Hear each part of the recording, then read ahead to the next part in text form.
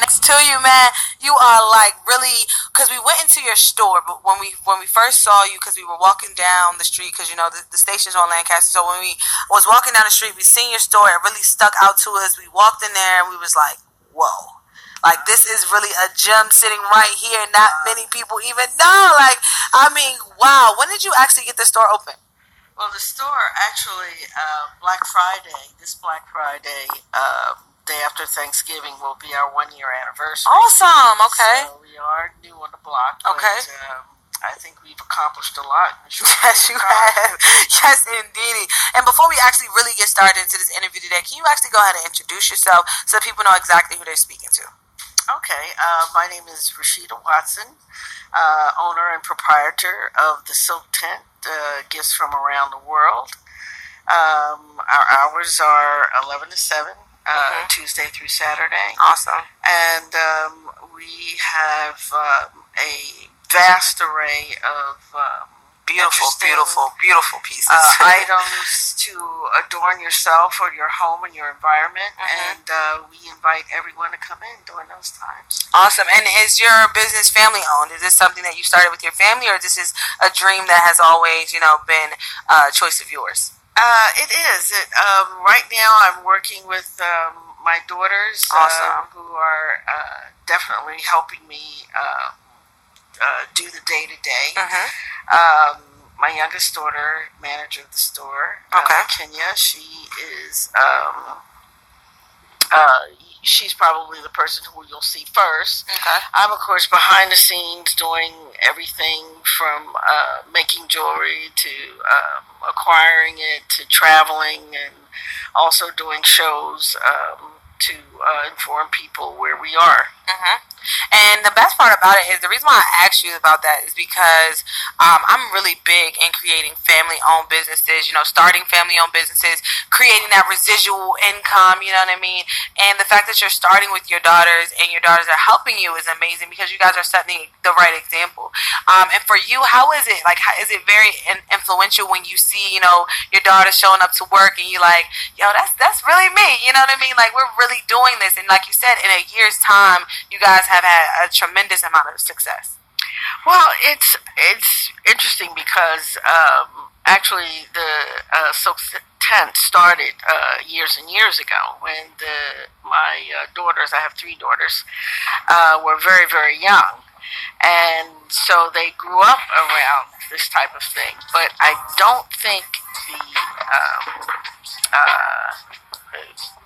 I don't know, I guess you're kind of used to the environment. They think every home is like this. But it wasn't until they got older that they started to appreciate what was. Take a little time for us. It takes a little time for us. It takes a little time. And I think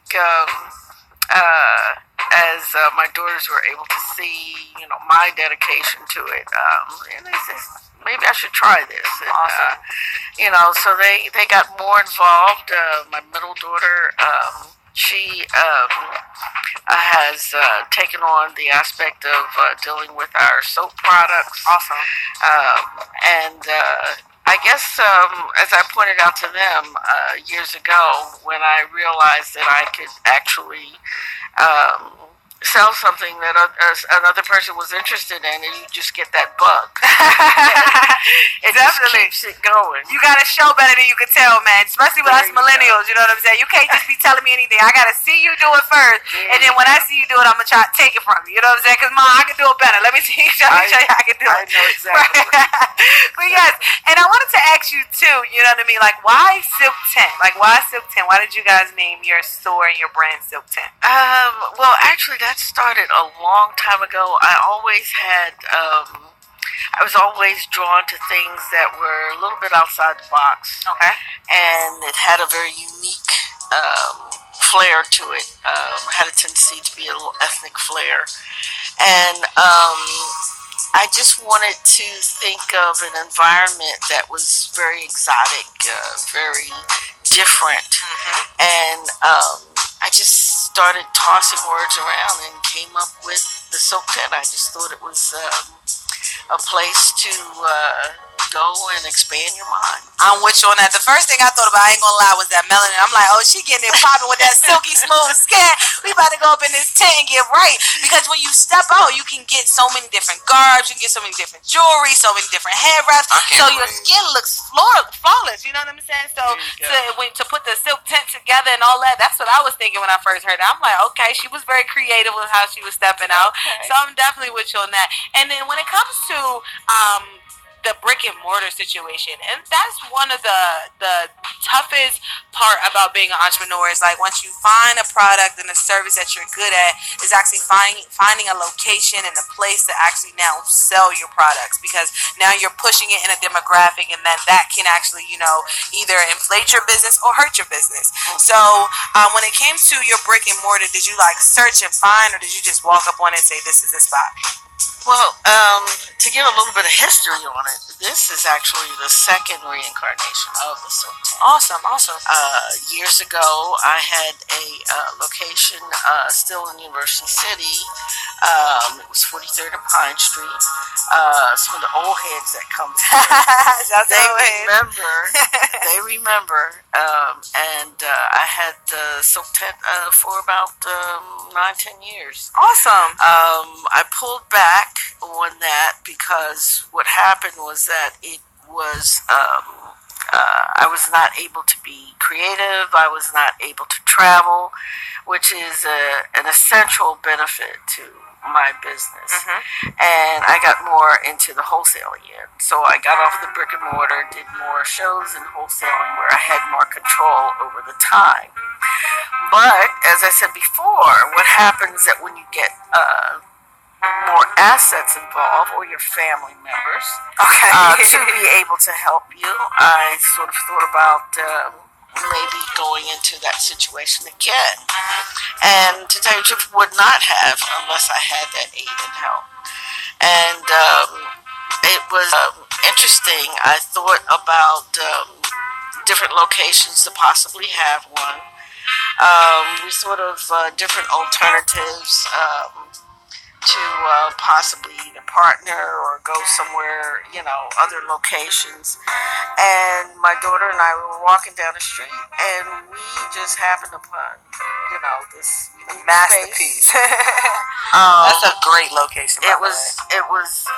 Yes, I'm enjoying the neighborhood. I'm enjoying the people around me, and I would say that within 30 days, it went from, this is a good possibility, to we're opening our doors. And that's a blessing right there, man. That's a big blessing right there. Shout out to you. It's amazing that we pulled it off. We did. And you pulled it off at a right time, because gentrification is real right now. So you guys pulled it off at an incredible time, because this time last year in 2017, Lancaster Avenue didn't look like how it looks right now, in October 2018. So definitely that was big. And one thing that I caught when you were just talking, you talked about traveling, and to look at the pieces and the jewelry and everything that you have to offer, I'm sure you got to get out and go find those, you know what I'm saying? Yes. Unless you're just that blessed that it just stumbles across you, here on Lancaster Avenue. So where would you say is like the most extraordinary place you have been to so far, and that you just was able to grab a whole handful of things? Well, they all have their unique characteristics. Of course, Africa was my first destination. Awesome. What part of Africa, if you don't mind me asking? I went to mostly West Senegal, Gambia, Mali, and of course established. Talk about the country. Your passport look good. I've gone through a few of them. That's love, right there. Yeah, I've gone through a few, but that allowed me to deal with other artists, which was the interesting thing. I love talking and dealing with other artists, how they create, how they answer the question of survival with their talents, and that's an important part of it. I've also gone to Indonesia, dealt with artisans there. As a matter of fact, I took my sister studied medicine in Indonesia, and she actually loves it over there. Oh yeah, it's fantastic. And This last trip I took with June, I took my grandson and daughter. Hey, I'm trying to be a granddaughter. What's up? Where did you guys go with June? Well, we went to. I usually stay in Kuta, Bali. Okay. And that's in Africa too, right? No, this was in Indonesia. Indonesia. Okay. Yeah, this was the last trip I took. And so I deal with artists everywhere. I design. Awesome. So you're an artist yourself? Yes, I am. Awesome. What do you do, if you don't mind me asking?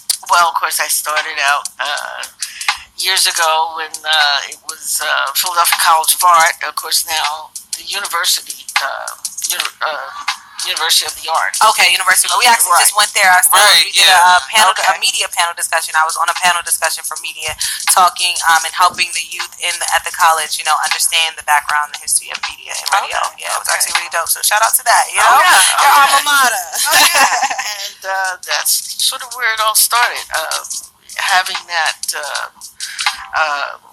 I guess, that you developed being an artist. I was able to translate that into jewelry designs and things like that. So I started as a painter. Okay. And I still do occasionally, though I wish I could spend more time doing that. Can we see some of your original pieces inside your store at all? I'm hoping to do that. Okay. I really am. Why are we hoping? Why we don't know? Well, it's coming up. I'll put it like that. It's not there now, but it will be. So when you say designs, like, are you sculpting and creating your own jewelry and bracelets and necklaces? Like, yes. Well, myself personally, I do a lot of the bead work. Awesome. Like the beaded necklaces that we see. Yeah. That's you. That's me. Okay. I'm your granddaughter. You just adopted me. I love it. Good. Yeah. That's really amazing. That's really amazing. Like, I chills now. I'm like, yo, I didn't know that was hand done. Well, of course it was hand done. But I didn't know it was hand done by you. So you're talented, amazingly talented. That's the definition of show you better than I can tell you right there. Well, it's a process. It's taken a long time to get to the point where I can say, yeah, this is truly mine. I did bring a piece that I don't know, might be an example. But awesome. Can we see it? Stephon, is that it right there? Yeah, Stephon, grab it for us, please. To just give you an idea of the process, I will, because I collect, say for example, African art. Awesome. I become very influenced by the artists there, and then it inspires me to create some pieces. Awesome. Handmade pieces. Is a piece. Brought the examples with her today. That is inspired by the Republic of the Congo, the Ituri tribe. Okay. The Ituri tribe was did their designs on bark cloth. Primarily women that would hand draw pieces on bark cloth, and because they're a very isolated tribe, they only pretty much did their environment. Okay. And I don't know, just something about that touched me, and I started drawing the designs, and I interpreted it in jewelry. I love it. And I also have these patterns in silk scarves too. I love it. So what you did was you took the designs and then you molded it onto the jewelry. Well, for example, if you go to, artists will go to a museum and they'll see a statue or a painting or something like that, and they'll start drawing from it. And in some way it influences your art. So this is the process that you go through when I see a particular artist, say for example in Africa, and I'll be inspired by it, and I will interpret that feeling that I have into my own personal art. Awesome. So that's how that goes. So this is a piece that you designed yourself? Yes. That's what I'm saying, Stephon. Did you also make it yourself? Well, what I do now is, because now that I have a business, it's a type of thing where I have to make it in quantity. I can't just do it. Awesome. Okay. So you always had a business. Don't do that to yourself. You always had a business. But yeah, I will draw these designs out. Each love one is it. different. Each one is Love it. hand drawn, Mm-hmm. and then I'll have the caps made, and then they'll set it in the cases that I design. So Okay. that's the process. Wow, that's beautiful. Yeah, I I was just love saying it. to her, it's so funny. I've been, as I was talking about earlier in my Tinder circle, I've been heavily immersed in law of attraction and manifesting things intentionally into my life. And it's so funny that even prior, I've only known to Pop for about a month or so, about almost going on a month and a half.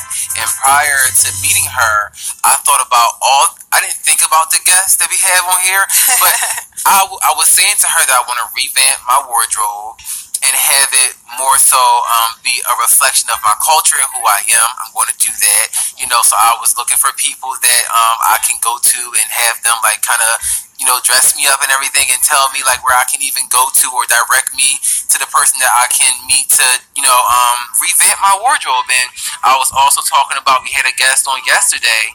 I'm vegan, and she is helping me, and I'm also a baker. She's helping me to bake vegan, because I love to bake, but I just recently transitioned to vegan, so I used to use eggs and everything, but now I don't have to because I have someone that has know-how, and even prior to you, shout out to Ray Moose. We had him, and he showed up in full African or help me, Nuwape attire from his tribe that his dad made. Wow. And it's just so funny that the guests that we are having on the show are people that I feel like I thought about. And the best part is they're all from Philly. Yeah, they're all from Philly. I have direct connection to So them. the culture here in the city of Philadelphia is very vibrant. It's very big. It's very. It's here. It's very here in the city. But it's just so much negativity going on. You don't really feel the positivity that the city can really bring, because the brotherly love, the sisterly love is really here. Oh, yes, you know what I'm saying? The people are really here. And this Saturday, the people are coming out, to this law conference that we both about to be at. Yep. So I want to know, what I'm saying, what you about to get into in this law conference, because I'm about to come bug you at this table. I'm about to be like, yo, what can I get up off you? So when it comes to the law conference, this is actually the 24th annual. Is this your first time participating? Oh no, I've been participating for years. Okay, this is going to be my first time. Can you tell us a little bit about it? Oh, we're actually having the founder come on tomorrow. The founder of the conference. She'll be on the show tomorrow. Okay, Mama Kosovo. Yeah, exactly. Okay. Yes. Fantastic. Yes, I've known her for years. It is a fantastic platform. Awesome. To express yourself. That's what I say. There, of course, lots and lots of vendors there. Black-owned businesses, which we should patronize. And it's not really just about locks. It's about a lifestyle, because you have people there who will give you demonstrations on health, on any particular questions that you might have as far as fitness, as far as vendors are concerned. You have people who deal with products that would aid you, clothing that would help you. It's just a variety. You have fashion shows. You have things for kids. It's very, very family oriented. And then as far as like vendors,